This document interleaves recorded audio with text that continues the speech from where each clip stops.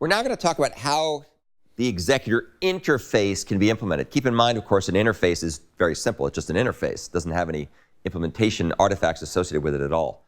So in order to do anything useful, you have to connect it to some implementation that actually does the real work. And as we'll see, there's several different variants of this, and it's open-ended because the executor allows other implementations as well.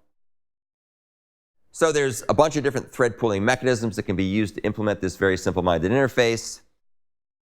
And you can also control the way in which the execution takes place by using something called an execution policy. So you can determine the policy that's used for the threads that are going to be run. So let's talk about what an execution policy is. So one of the sets of policy decisions is in which thread will a task be executed? Will it be an existing thread in the pool? Will it be a new thread that's created and added to the pool? It all depends on which implementation that you choose. Do you choose a fixed size thread pool? Do you choose a cache thread pool? Do you choose a fork join pool, which is a work stealing pool? Do you make your own thread pool? These are decisions you have to make. What are the policies that you want them to do? Another question is, in what order will tasks be executed? Are they executed in, first out order, which is the most sort of intuitive way of doing things? FIFO, so as stuff comes in, you put it at the front, and then things are always, you put it at the back, and then things are dequeued from the front. Do you do it in LIFO order, where you push and pop? So, for example, the fixed size thread pool does it with a FIFO queue, but the thread pool executor, the fork join pool actually has this deck where it pushes and pops things and does them in LIFO order for other reasons. Another variant, which doesn't come out of the box, but you could make yourself using the building block pieces that are provided in the executor framework, would be some kind of priority ordering. You could order the execution of tasks based on some priority. So more important tasks would take preference over the least important tasks. I often, if you go to the airport, they typically handle this by having different queues for different classes of passengers. You have economy class, business class, first class.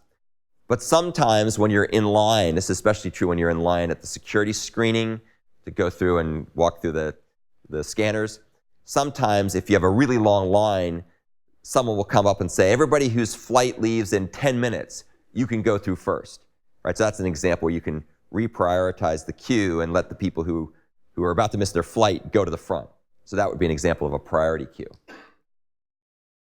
Another question is, how many tasks can be run concurrently? Is it limited by the number of cores? Is it limited by some other factor?